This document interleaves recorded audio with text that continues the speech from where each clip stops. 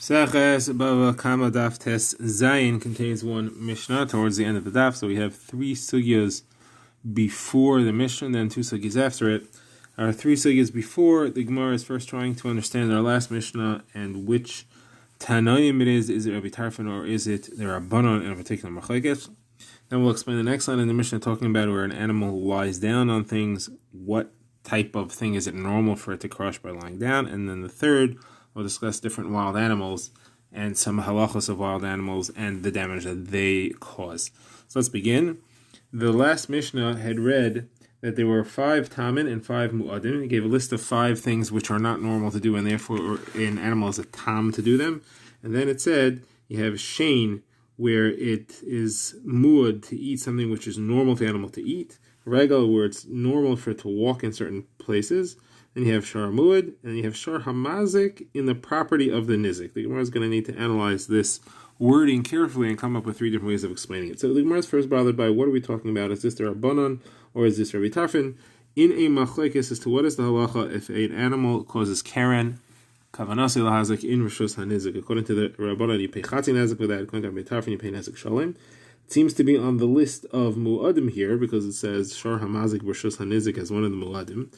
The problem the Gemara asks now is that it says that shein is only mu'ad if it's eating something which is roila. That seems to imply that if it's not roila, like if it's eating clothing, that would not be shein, that would not be mu'ad. You would only pay chatzi nezik for that. The problem is if we're in Rishus HaNizik, like we just said before, if you're chayiv for it, because it's shein, it must be that it's in Rishus HaNizik. And if it's einay roila in Rishus HaNizik, according to Rabbi Tarfon, who we're assuming we're fitting with at this point, then it's got to be nezik shalem even for something which is in a roila. Why is there a difference? So the Gemara therefore changes pshat, and the Gemara says we're really not Rabbi Tarfon, we're really the Rabbanan, and we read the Mishnah wrong. The right way to read the Mishnah is it lists 5 tamin, and it doesn't list mu'adim. It doesn't say there are 5 tamin and 5 mu'adim. It says 5 tamin and 5 mu'adim, meaning those 5 things which are tam can turn into mu'ad. Meaning if it happens 3 times. Then it mentions certain mu'adim mitchilasan. Again, not 5. It just says shein and regal. Now the phrase that follows, which says shar hamazik b'shus hanizik, is just telling you where is a shein and regal chayiv. Only in Rishus HaNizik, because that's the halacha of shein and regal. You only chayiv for it in Rishus HaYachid, not in Rishus HaRabim. And therefore, this line shar hamazik b'shus hanizik doesn't say anything about what happens if you have karen in Rishus HaNizik. It's not what it means at all. It's telling you where the shein happens. Karen in Rishus HaNizik is not mentioned in this Mishnah altogether. So the Gemara says, okay, that would make sense, saying that it's the Rabbanon, and therefore it's Chatzi Nezik, if it would be Shar Mazik Rishus HaNezik. The problem is that this Mishnah has to be talking about Shar Mazik Rishus HaNezik, because later on, in Daf Chav Dalid, the Mishnah, and there's a later Mishnah which explains this Mishnah, and it says, what was last Mishnah referring to when it said Shar Mazik B'Shus HaNizik? How does that happen? If it's explaining it, this Mishnah didn't mention it, it shouldn't be explaining it. So obviously it did happen, and it is part of the Mishnah, and you're telling me how to read it wrong. So the Gemara therefore says, okay, I'm going to reread the Mishnah for you in a new way, a third way, and it's not going to be a kasha, and we have to add in some words. It's chesuri mechskara, and you read it as follows. There are 5 tamin, and if they become a mu'ad, if it happens 3 times, then they are 5 mu'adin. Then you have shein v'regel, that they are mu'ad right away from the beginning. And this is the shar hamud and the shar hamazik b'shus hanizik.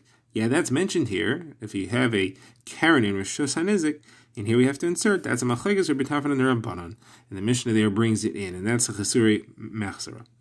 Now the Gemara now continues reading the rest of the Mishnah, and it says that there are other muadin as well, and those are the wild animals which is mentioned in the rest of the Mishnah: the zev, the wolf, the ari, the lion, the Dave, the bear, the bardalis, which the Gemara will explain, the namer, a leopard, and the nachash, the snake. So that's pshat. Now, the Gemara supports this by quoting a brisa, which says exactly this exact explanation, word for word. It has exactly as we want to read this Mishnah with the chesuri mechsera. That's what the brisa says specifically. Now, the Gemara then brings in that there are others who reach this conclusion that this is how the Mishnah is meant to be read based on a contradiction. They don't say it internally analyzing if it's the Rabbanon or if it's Rabbi Tarfon. They have a contradiction. That is, our Mishnah says there's only 5 mu'adin, but when we have this brisa which lists many more mu'adin, the answer is that this brisa is not really meant to be read that way. It's chesuri mechsera, and the Gemara rereads it as we said the pshat is. Now we get to our next sugya, which is that of the animal lying down on top of something and crushing it. So our Mishnah had that listed as a keren. It's not a normal thing for it to do, and therefore you only pay chatzi nezik for it. The Gemara is going to have three different versions of the next exchange, which is, when we say that it's not normal, is that referring to large kalim, where it's uncomfortable for the animal to lie on it, or even small kalim?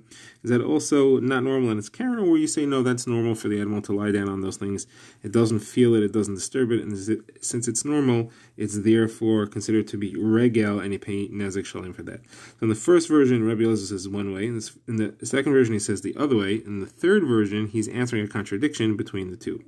So Rabbi Elazar, at first, he says that which the Mishnah says that it is unusual for the animal to crush kalim, that's only large kalim, but small kalim it is normal, and you pay nezik shalim for it because it's regel. The Gemara brings a proof for that from a Mishnah that says that it is normal for an animal to walk in its normal way and to crush things, to crush a person, to crush an animal, and even to crush kalim. It's a proof to Rabbi Elazar that there is a type of kalim which it's normal, that must be small kalim, and that the Gemara says that's not necessarily proof. It doesn't have to be talking about small kalim. When it's talking about crushing things, that is normal. It could just mean brushing into them with the body, not lying down on top of it, which is something that it seems to do intentionally. If it just brushes and knocks it over or crushes it against the wall as it moves, that is what is normal. We're not referring to lying on it. Now, the second version of this, Rabbi Elazar says there is no difference between big kalim and small kalim. Either way, it's not normal and it's keren. According to this version, the Brisa is a kasha, because the Brisa says it is normal for an animal to crush things, and it must be referring to small kalim. And the Gemara says, no, it's not referring to crushing small kalim. By lying in them, it's referring to walking and squashing them against the wall without realizing that that's what's normal. Now, according to the third version of this Gemara, the kasha is that our Mishnah seems to say that it is not normal for animals to crush kalim. The Brisa says that it is normal for it to crush. And Rabbi Elazar answers, the stira one is talking about large kalim, where it's not normal because it's uncomfortable for the animal, and the other is talking about small kalim, where it lies on them without even realizing. Now we're going to our next sugya, which is referring to the wild animals mentioned in the Mishnah. We'll have two sub-sugyas here. First of all, what is a bardalis? A bit of a gata to attach to that. And second is the halacha of if it's normal for these wild animals to just eat an animal or to first kill it. So the first sugya, the Gemara asks, what is a bardalis exactly? The Gemara defines it with a number of other terms which we're unfamiliar with what these animals are. Rabbi Yehuda says it is a nafraza. The Gemara asks, what's a nafraza? Rabbi Yosef says it's an appa. So the Gemara asks a kasha then, because if a bardalis is an appa, why do we have another brisa where Rabbi Meir adds to the list, which includes the bardalis, he adds to that also a tzavua, and Rabbi Elazar says also a snake. And Rabbi Yosef says tzavua is an appa. That means if appa is already on the list as a bardalis, Rabbi Meir couldn't add tzavua, which is also an appa. So you can't have an appa be added to an appa. So the Gemara says it's not a kasha. There's two types of tzavua. One of them is a male, one of them is a female. So two types of appa then. One is the male, one is the female. One was on the list originally and one was added. Now the Gemara quotes a brisa, which sounds quite mysterious. The brisa says that a tzavua, a male tzavua, after 7 years, turns into an atalef, which is a bat. The bat, after 7 years, turns into an arpad, which is another type of a bat. 7 years later, it turns into a thorn. 7 years after that, it turns into a choch, another type of thorn. 7 years after that, it turns into a shade. Now, the brisa continues and says that a person's spine, after 7 years, turns into a snake, and that's if he did not bow when he said moedim, as is the halacha. Now, relating to this, Umar also asks that we just said that Rabbi Meir says tzavua should be added to the list of wild animals. At our mood mitchilasan, Rabbi Elazar said you should also add a snake, af hanachash, also the snake. That implies that Rabbi Elazar agrees to everything else on the list. But they are also muadim. The problem is that in our version of the Mishnah, Rabbi Elazar said that all the other animals can be domesticated and they're not muadim mitchilasan. Only the snake is muad forever and cannot be domesticated at all. So the Gemara says just that brisa, it shouldn't be af hanachash, not also the snake, but only the nachash. Nachash is the only one which cannot be domesticated. We're now beginning our second inyan of the wild animals, and that is a maimer of Shmuel. Shmuel speaks about what is the normal way for an animal to attack a cow. Is it for him to just jump on it and eat it, or does he first kill it and then eat it? Now, just eating it straight is called drisa. To first kill it is called teref.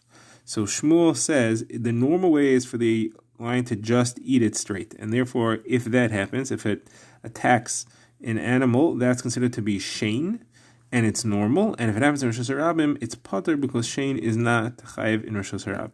If, however, it attacks it, kills it, and then it eats it on the spot, so that's keren.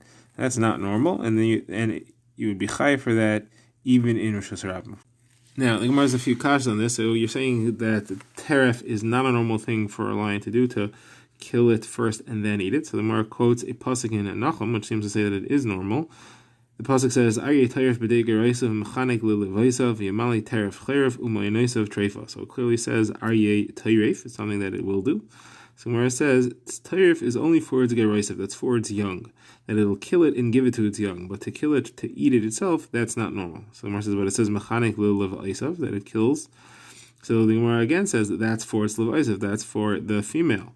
But to do it itself, not, and here it's eating it itself, so it's not a normal. So Gemara says, but again, but it says v'yamali teref chayrav, that even not to give to the cubs or to the lioness. So Gemara says, yeah, but that's if it's bringing it to store up, to fill his holes. Then he'll store it, but not to eat it on the spot. So if it kills and eats it on the spot, it's not normal. The Gemara says, but it says ma'inoisav treifa.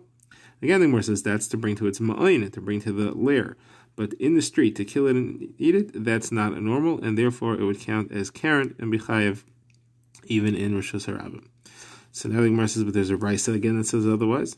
The brisa that says that a chaya, which enters the property of the nizik, if it's tarfa behema, it kills an animal, and then it eats it eats the meat, so it pays nezek shalem.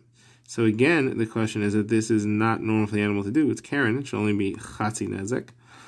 So the Gemara says we're talking about where it did tarfa lo haniach, where it killed the meat to store it up. And like we said, that's normal. It will kill to store, but to kill and eat, that it won't do. So the Gemara says, what do you mean? But it says tarfa v'acha. It says it killed it and it ate it. So you see, it's not to store. So the Gemara says it killed it to store, then it changed its mind and decided to eat it right away. So therefore, the killing was still normal. So the Gemara again now asks, there's two problems with that. First of all, how are you supposed to know that the animal changed its mind? How could you tell what it had in mind when it killed it? Second of all, Shmuel, who said that you would be chayiv for that if it was Rosh Hashanah, how could Shmuel be chayiv for it? How does he know that it was not normal because the animal killed and it's not a normal thing for it to do? Maybe it was normal. Maybe he killed in order to store it, and then it changed its mind, if you're saying that that's a possibility.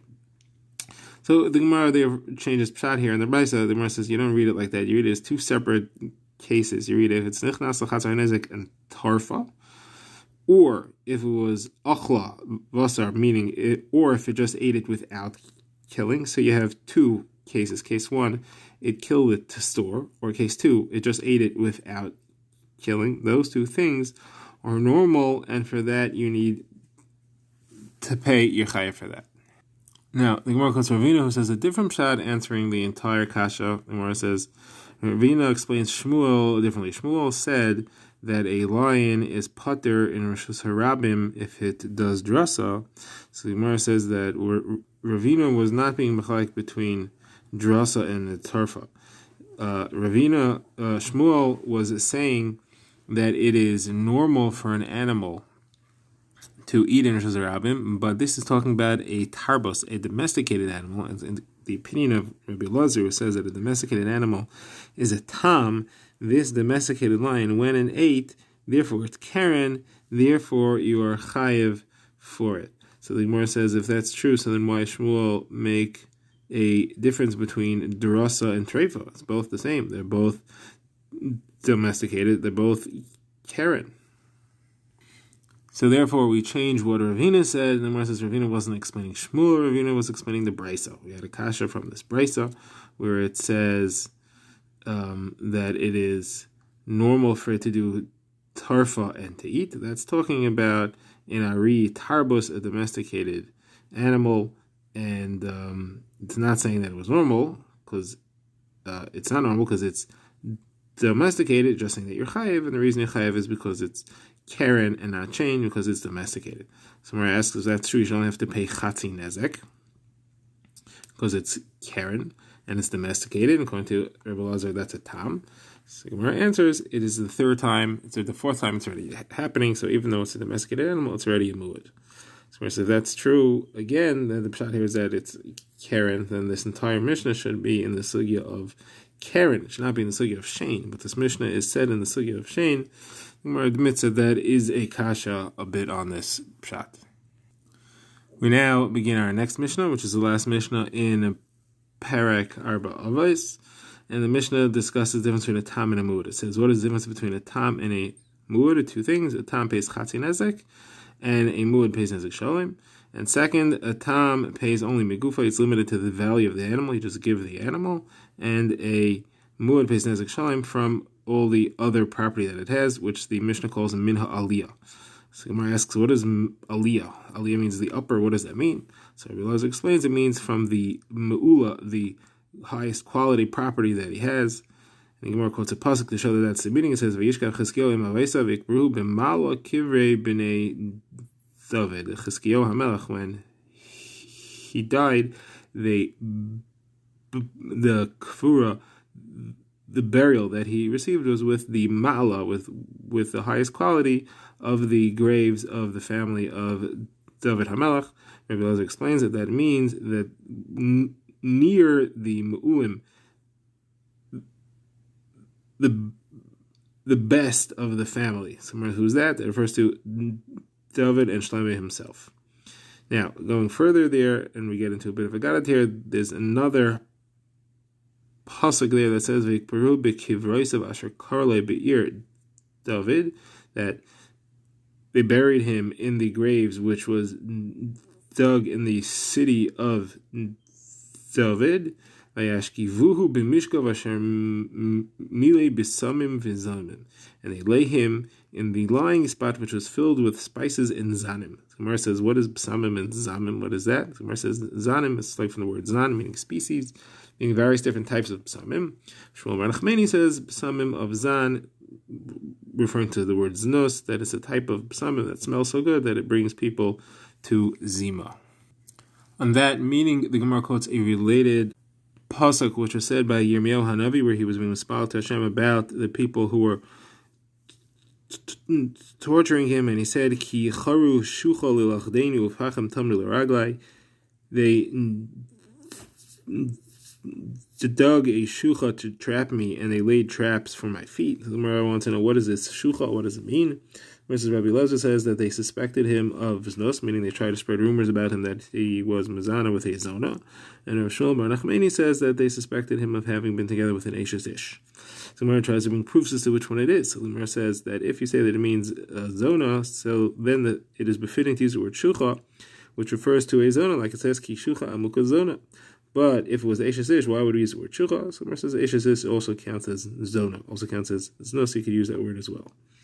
Next question the Gemara asks is, if it would be Eishes Ish, we understand why it says Atashem Yadat is called Tasam Alay La Malves, that they plotted to kill me, because there is a punishment for Eishes Ish, which includes Misa. But if it just be Zona, there's no Misa on that, as long as she's not married. So the Gemara says that the Misa that's referring to is something else, that they threw him into a pit filled with mud to kill him that way. The Rava said a drush on Yirmiyahu's other Taina, when he was smalo to Hashem, Yiyu muchsholim lefanecha be'es apcha asebohem, they should trip before you the time of your anger due to them. Yirmiyahu is being mispaled, even when they want to do tzedakah, make them trip up with people who are not really poor and not appropriate for them to get tzedakah, so they should not get schar for that supposed tzedakah that they're giving.